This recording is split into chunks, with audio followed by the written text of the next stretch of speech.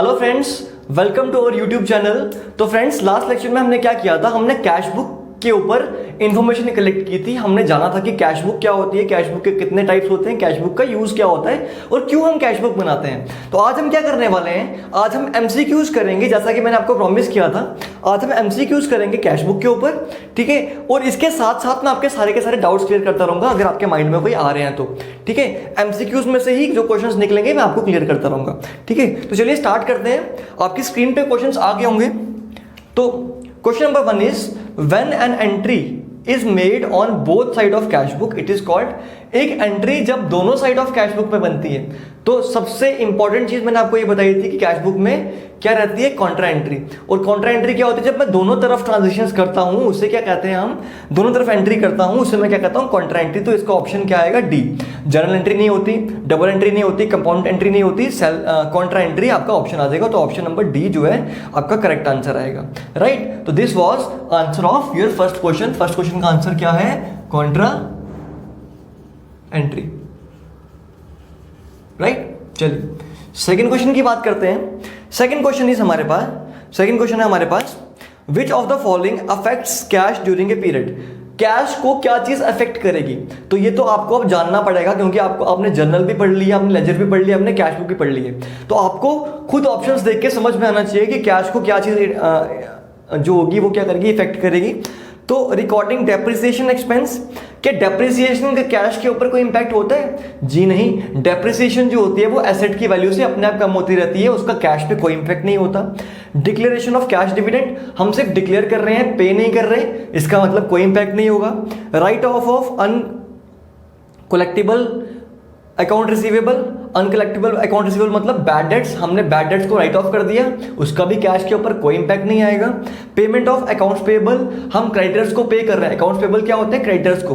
तो accounts payable को अगर हम पेमेंट कर रहे हैं तो उसका डेफिनेटली हम कैश से पे करेंगे। अगर जब भी मैं पेमेंट कर रहा हूँ या तो बैंक से करूंगा या तो कैश से करूंगा। और जब मेरे को दिया नहीं होता है कि मैं बैंक से कर रहा हूँ या कैश से कर रहा हूँ, तो मैं डेफिनेटली उसको क्या एज्यूम करके चलता हूँ कि मैं उसको कैश से पेमेंट कर रहा हूँ। तो दैट मीन्स आपका आंसर क्या आएगा, option number D, payment of an account payable, ठीक है। Payment of an account payable, ठीक है। अकाउंट पेएबल का दूसरा नाम क्या है, क्रेडिटर्स, ठीक है। How much kinds of cash book are there, तो कैश बुक कितनी तरह की है, तो मैं पहले भी डिस्कस कर चुका हूं कि कैश बुक जो है हमारे पास 4 टाइप्स की हैं। कैश बुक जो है हमारे पास कितने टाइप्स की है, 4 टाइप्स की हैं, ठीक है। Next is a company issues a cheque to pay account payable, ठीक है। एक कंपनी ने क्या किया, एक चेक पे किया, ठीक है।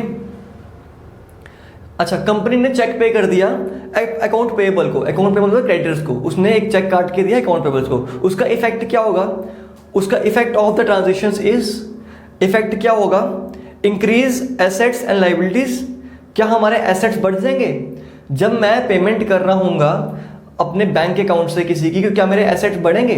जी नहीं, मेरा एसेट एक जा रहा है। लेकिन अब समझो ना, आप खुद समझो, मेरे पास एक क्रेडिटर्स है और मेरे पास ये मेरा कैश अकाउंट है या बैंक अकाउंट है, बैंक से पेमेंट कर रहे हैं ना, ये मेरा बैंक अकाउंट है। अगर मैं बैंक से क्रेडिटर्स को पेमेंट कर रहा हूँ, ये आपकी लायबिलिटी है, ये आपकी लायबिलिटी है, ये आपका एसेट है। अगर मैं पेमेंट कर रहा हूँ तो आपकी लायबिलिटी कम नहीं हो जाएगी, है ना। अगर आप क्रेडिटर्स को पे कर रहे हो तो आपकी लायबिलिटी कम हो जाएगी और आपका एसेट भी कम हो जाएगा। तो आपका ऑप्शन क्या आएगा, डिक्रीज एसेट्स एंड लायबिलिटीज। तो ऑप्शन नंबर सी क्या आएगा आपका, डिक्रीज एसेट्स एंड लायबिलिटीज, ठीक है। तो फोर्थ का ऑप्शन क्या है, decrease assets and liabilities, right. तो this was the answer of your fourth question, ठीक है। आई होप सबको क्लियर आ रही है और आपको पढ़ाने का तरीका भी अच्छा लग रहा होगा। हम एक लेक्चर जो होता है, हम एक लेक्चर में उस टॉपिक को कवर करते हैं और नेक्स्ट लेक्चर में उसके बेस पे एमसीक्यूज लेके आ जाते हैं आपके लिए, ताकि आपको रिवाइज करने में आसानी रहे, ठीक है। और ये चीजें जो है ये मिक्स आपके क्या बोल रहे हैं, ये आपके मिक्स ऑब्जेक्टिव्स हैं, ये टॉपिक्स आपने पहले भी पढ़ के रखे हुए हैं, ठीक है। तो चलिए नेक्स्ट ऑब्जेक्टिव की तरफ चलते हैं। हमारा क्वेश्चन नंबर 6 कह रहा है, क्वेश्चन नंबर 6 और 5th, now is question number 5th, ठीक है। क्वेश्चन नंबर 5th की बात कर रहा हूं मैं। A cheque received and paid into the bank on the same day is recorded in the. अच्छा, जब मैं क्या करता हूं, देखो ये समझने वाली बात है ये आपको मैं समझाना भूल गया शायद उस टाइप में। A cheque received and paid into bank, मेरे को चेक मिला, जैसे ही मुझे चेक मिला, ठीक है, जैसे ही मुझे चेक मिला मैंने उसको उसी टाइम बैंक में प्रेजेंट कर दिया, ठीक है। ये चेक मेरे पास आया और मैंने उस चेक को कहां प्रेजेंट कर दिया, बैंक में कर दिया। तो मैं इस चीज को कहां पे एंटर करूंगा, बैंक कॉलम में। तो इसको मैं कहां एंटर करूंगा, bank column of cash book, ठीक है। देखो समझो ना क्या डेट है। लेट सपोज कर लो आपको 4 जून को आपको चेक मिला, आपको एक चेक रिसीव हुआ और आपने 4 जून को ही उसकी प्रेजेंटेशन कर दी बैंक में, आपने 4 जून को ही उसको बैंक में प्रेजेंट कर दिया। तो इस केस में आपका जो अमाउंट चेक आपको मिला है वो सारा का सारा कहां ट्रांसफर किया जाएगा, वो रिसीविंग पार्ट में, आपकी डेबिट साइड में, bank column of cash book. तो वो बैंक कॉलम में, तो बैंक कॉलम में होगा। लेकिन सपोज कर लो अगर आपको 1 जून को चेक मिला, आपने उस चेक को अपने पास रखा, ठीक है, 4 जून तक आपने उसको 4 जून तक अपने पास रखा, तो 1 से लेके 3 तक वो कौन सी साइड जाएगा, वो कैश बुक की कैश साइड में रहेगा और फिर उसको आप ट्रांसफर करोगे बैंक साइड में, ठीक है, 4 जून को। तो ये सिस्टम होता है, जब तक आपने चेक को प्रेजेंट नहीं किया बैंक में तब तक वो आपका कैश कॉलम में रहेगा, राइट। जैसे ही आपने उसको प्रेजेंट किया वो आपके बैंक कॉलम में ट्रांसफर हो जाएगा, ठीक है। बात समझ में आ गई आपको? चलिए नेक्स्ट क्वेश्चन देखते हैं। Next question is the transaction will be treated as contra entry when. अब आपको बताना है इनमें से कॉन्ट्रा एंट्री कौन सी है, राइट। पहला है cash withdraw for bank for personal use. आप पर्सनल यूज के लिए अगर कैश विड्रॉ कर रहे हो, देखो कॉन्ट्रा एंट्री कब होगी, जब कैश और बैंक जो होगा वो दोनों इन्वॉल्व होंगे। तो इसमें से पहले वाले में कैश और बैंक इन्वॉल्व नहीं है। Cash received from customer and deposited, नहीं, अच्छा डिपॉजिटेड है ना यहाँ पे, ठीक है, डिपॉजिटेड आ रहा है। डिपॉजिट कहाँ करोगे, बैंक में करोगे आप, है ना। डिपॉजिट आप कहाँ करोगे, बैंक में करोगे। तो एक second, cash received from customer, आपने कस्टमर से रिसीव किया और बैंक में डिपॉजिट कर दिया, तो इसका आपका कॉन्ट्रा एंट्री में कोई एंट्री नहीं आएगी, डायरेक्टली बैंक में डिपॉजिट होगी, तो इसमें आपका कैश का कोई रोल नहीं आया। Third is cash withdrew from bank for office use. Bank से आपने कैश विड्रॉ किया ऑफिस यूज के लिए, तो देखो जब बैंक से विड्रॉ करोगे तो आपका बैंक जो होगा वो कम हो जाएगा और कैश जो होगा वो बढ़ जाएगा, ठीक है। तो क्रेडिट एंट्री भी आ रही है, डेबिट एंट्री भी आ रही है। इसका मतलब आपका जो ऑप्शन नंबर सी है, cash Drew from bank for office use, cash Drew from bank for office use, ठीक है। This will be your answer of question number 6, right. तो ये थे आपके क्वेश्चन नंबर 6, 1 से लेकर 6 तक। आई होप आपको कोई डाउट नहीं रहा होगा इसमें, और अभी वाले क्वेश्चन में भी कोई डाउट नहीं होगा आपको। आपको पता है कि कॉन्ट्रा एंट्री क्या होती है, मैंने आपको अच्छे से सिखा दिया लास्ट लेक्चर में भी। Next is which of the following is not correct for cash book. इनमें से क्या चीज है जो कि कैश बुक के लिए करेक्ट नहीं है, जो कि कैश बुक पे करेक्ट नहीं है। तो it is A dual book, हाँ जी भाई डुअल बुक है, क्योंकि इसमें डेबिट साइड भी आती है और क्रेडिट साइड भी आती है, तो this is correct. It is a journalised ledger, हाँ मैंने बताया आपको कि ये जर्नल और लेजर दोनों का काम करती है, मैंने आपको बताया था। That means this is also a right thing, ठीक है। इट रिकॉर्ड्स लाइबिलिटीज, क्या ये लाइबिलिटीज को रिकॉर्ड करती है? क्या आपने देखा कैश बुक में अब मैंने कहीं लाइबिलिटीज को रिकॉर्ड करते हुए? नहीं देखा। That means this is a wrong thing about cash book. तो दैट मीन्स आपका ऑप्शन नंबर सी आएगा, ठीक है।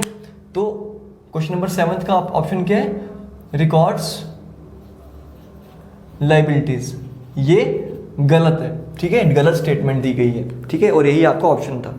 Overdrawn balance of cash book is recorded on, ठीक है, कैश बुक का ओवरड्रॉ बैलेंस कर दिया, बैलेंस को जो है वो लाइबिलिटी साइड कर दिया हमने, तो वो कहां पे रिकॉर्ड हुआ होगा वो कहां पे रिकॉर्ड करेंगे हम? It is recorded in option number C, it is credited if balance is mentioned as over balance, ठीक है, ओवरड्रॉन, तो वो क्रेडिट साइड में मेंशन किया जाएगा, ठीक है, ये आपको याद रखना है, ठीक है। ए कैश रिसीव्ड ऑन 12th, अब देखो ये वही क्वेश्चन आ गया जो मैंने आपको थोड़ी देर पहले समझाया था, ठीक है। इसको ऑप्शन नंबर सी बताया मैंने आपको, काफी लंबा है इसलिए मैं लिखूंगा नहीं, ठीक है, आप खुद वहां से नोट डाउन कर सकते हो। Next is 9th question, A cheque received on 12th को चेक रिसीव हुआ, डेटेड 25, डेट क्या उसकी 25। मैं आपको बैंक में कब प्रेजेंट कर सकता हूँ? 25 के बाद। तो पूछा है आपसे उसको क्या कंसीडर करोगे आप, तो मैंने आपको बताया जब कैश के आने की डेट जो है उसकी प्रेजेंट डेट से पहले की बाद की हो, ठीक है, तो उसको हम क्या कंसीडर करते हैं? उसको हम कैश कंसीडर करते हैं। तो जब तक मैं उसको बैंक में नहीं डिपॉजिट करूंगा तब तक मैं उसको क्या कंसीडर करूंगा? कैश कंसीडर करूंगा, राइट? उसको मैं कैश कंसीडर करूंगा। Next is which of the following is not included in cash book. इसमें से जो गिवन ऑप्शन है आपको, इसमें से आपको क्या कैश बुक में मेंशन नहीं करना? तो देखो, परचेजेस हो रही है कैश में हो रही है, बिल्कुल आएगा। सेल्स हो रही है कैश में होंगी, बिल्कुल आएगा। Received cash from Salman, cash के रिलेटेड ट्रांजेक्शन से बिल्कुल आएगी। क्रेडिट सेल्स ऑफ, क्रेडिट मतलब कैश नहीं आ रहा, क्रेडिट मतलब उधार में चीज जा रही है, तो इसका मतलब ये जो चीज होगी ये कहां पे आएगी? ये आपके क्रेडिट साइड, ये आपकी कैश बुक में नहीं आएगी। तो ऑप्शन नंबर क्या आएगा आपका? D, credit sales of 22,000।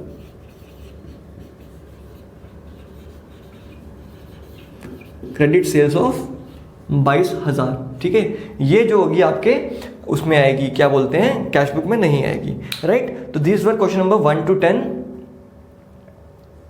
ठीक है। आई होप आपको समझ में आ गया होगा सब कुछ। चलिए वीडियो को कंटिन्यू करते हुए और कुछ क्वेश्चंस लेके आते हैं इसके बेस पे। चलिए, question number 11 is which of the following item is not considered as cash और इक्विवेलेंट। किसको हम कैश नहीं मानते? तो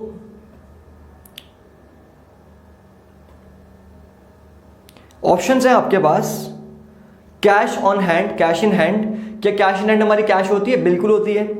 बैंक बोरोइंग्स, बैंक से हमने उधार लिया हुआ है, क्या उसको मैं कैश मानूंगा? उसको मैं लाइबिलिटी मानूंगा। इसका मतलब आपका ऑप्शन क्या आएगा? Option number B, bank borrowings, because ये आपकी क्या है? लाइबिलिटी है, इसको आप कैश कंसिडर नहीं कर सकते, राइट? चलिए अगली बात करते हैं हम किसकी? ऑप्शन नंबर 12 की। क्वेश्चन नंबर 12 की, the cash of business would change as a result of. Business का जो कैश है वो चेंज होगा, कैसे चेंज होगा? A supplier being paid by cheque and deposited. Cash की बात कर रहे हैं, बैंक की बात नहीं कर रहे। हमने सप्लायर को पे किया किससे? चेक से। तो चेक से पे किया और उसने डिपॉजिट भी कर दिया, ठीक है, तो हमारे कैश से कोई, कैश की ट्रांजेक्शन में कोई चेंज आएगी? नहीं आएगी। Raw materials being purchased for credit, credit पे कर रहे हैं तो कैश में वैसे ही चेंज नहीं आएगा। Non current assets being purchased on credit, non current assets हम परचेज कर रहे हैं, लॉन्ग टर्म एसेट्स परचेज कर रहे हैं, ठीक है, लेकिन क्रेडिट पे, तो क्या कैश पे कोई चेंज आएगा? क्रेडिट पे कर रहे हैं तो कैश में बिल्कुल चेंज नहीं आना चाहिए बच्चों, ठीक है। Wages paid in cash, wages को मैं कैश में पे कर रहा हूँ, जब वेजेस को मैं कैश में पे कर रहा हूँ तो मेरी कैश कम होगी कि नहीं होगी, है ना। जब वेजेस को मैं कैश में पे कर रहा हूँ तो क्या ट्रांजेक्शन आएगी? सैलरीज या वेजेस टू कैश, तो कैश मेरी कम हो रही है, कैश मेरी पेमेंट वाली साइड आ जाएगी। दैट मीन्स वहां पे क्या आएगा? बाय सैलरीज, ठीक है, उसकी पेमेंट वाली साइड क्या आएगा? By salaries. इसका मतलब क्या है आपका? Option number D, wages paid in cash.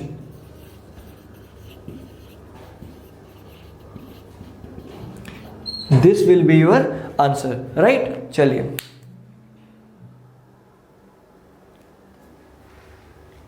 तो आई होप कोई दिक्कत नहीं होगी आपको इसमें।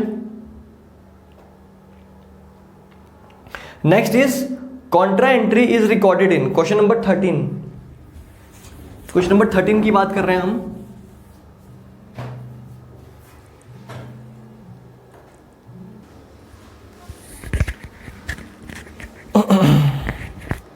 चलिए क्वेश्चन है हमारे पास, contra entry is recorded in, question number क्या है हमारे पास? 13th।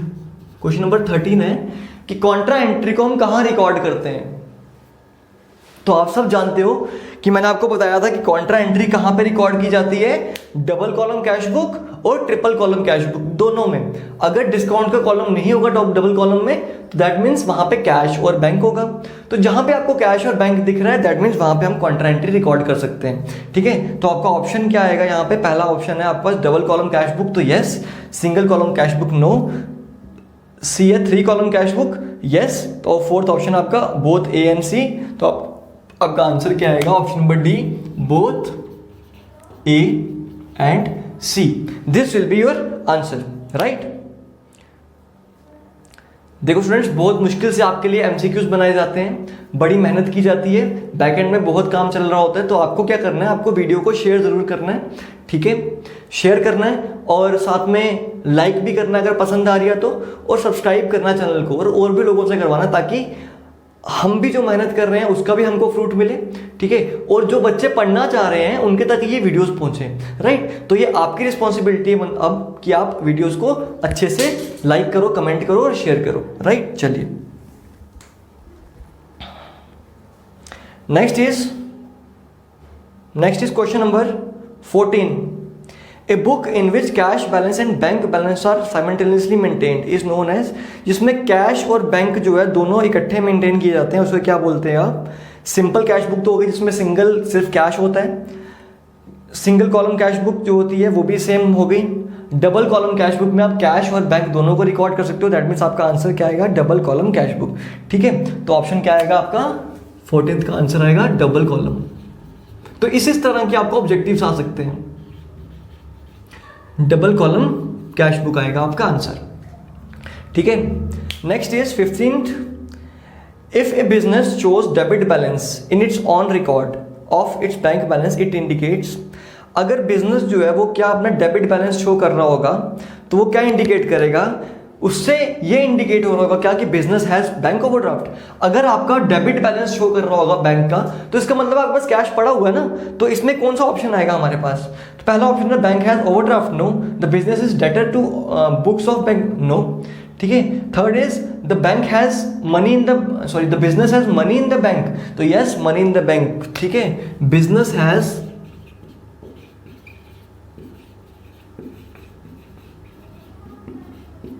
तो अगर आपका बैलेंस जो है वो पॉजिटिव शो हो रहा है, डेबिट शो हो रहा है, इसका मतलब आपके बैंक में मनी पड़ी हुई है, राइट। चलिए, these were question number 1 to 15।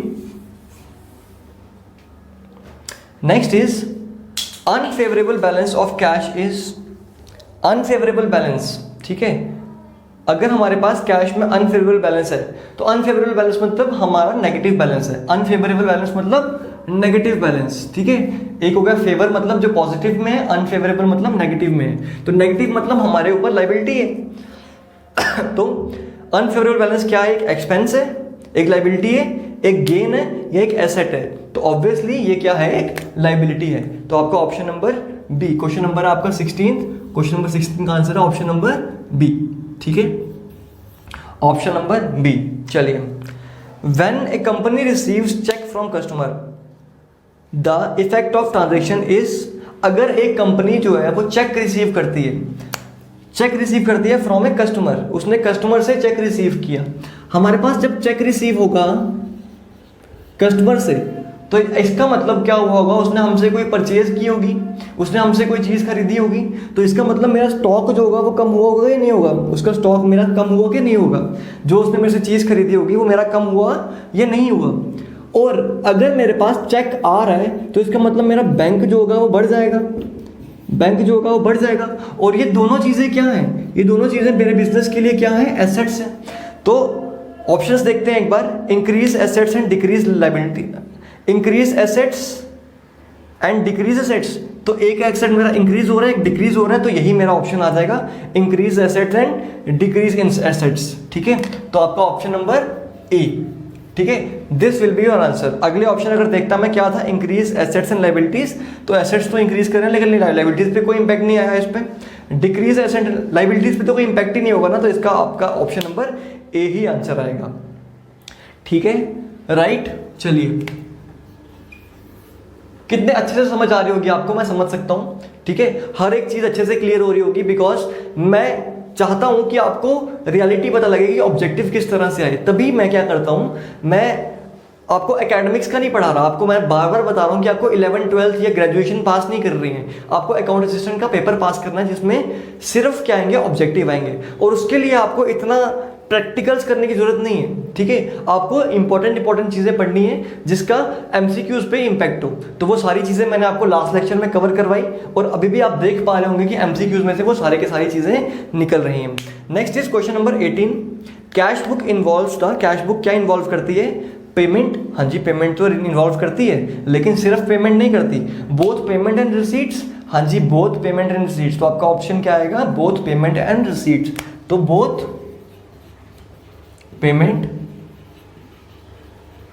And receipt, ठीक है।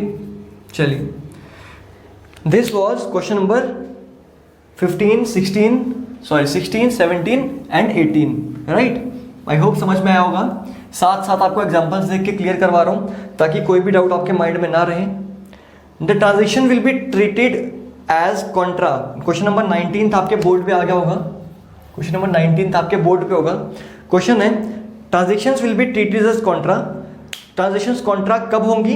तो इसका ऑप्शन आपको खुद मेंशन करना है कमेंट बॉक्स में। मैं चाहता हूं कि इसका ऑप्शन, इसका आंसर जो है वो आप खुद बताओ, ठीक है। मैं बताऊंगा कि आपने सही किया है गलत किया, लेकिन बिल्कुल सिंपल सा क्वेश्चन है, ठीक है। हमने काफी क्वेश्चन कर लिए कॉन्ट्रा एंट्री के बेस पे, ठीक है। तो आपको बताना है कि इसका आंसर क्या आएगा, cash withdraw from bank for domestic use, cash received from customer and deposited, cash Drew from bank for office use, या 1 and 3, ठीक है। तो आपको इन चारों में से कोई ऑप्शन देना है, ठीक है, राइट। चलिए, तो क्वेश्चन नंबर 20 पे आते हैं। क्वेश्चन नंबर 19 क्या है आपका, होमवर्क। आपको ये कमेंट करना है, आपको ये कमेंट करना है, ठीक है। चलिए, next is when a cheque is received from customer and is deposited into bank for collection but ultimately return dishonoured. मतलब क्या है इसका, अगर हम क्या करते हैं, अगर हम बैंक, अगर मेरे को किसी ने चेक दिया, तो जब मुझे चेक दिया होगा तो मैंने उसको बैंक में शो कर दिया होगा, मैंने उसको बैंक में शो कर दिया होगा और मैंने अपना बैंक का बैलेंस डिपॉजिट कर दिया, बढ़ा दिया होगा, मैंने अपने बैंक का बैलेंस जो है वो बढ़ा दिया होगा, लेकिन वो डिसऑनर हो गया, वो चेक बाउंस हो गया। डिसऑनर का मतलब क्या होता है, वो चेक बाउंस हो गया बिकॉज ऑफ सम रीजन। तो अब मुझे बताना है कि कस्टमर का अकाउंट क्या होगा। तो कस्टमर का अकाउंट क्या होगा इससे, किसी कोई आइडिया है कि कस्टमर का अकाउंट क्या होगा इससे?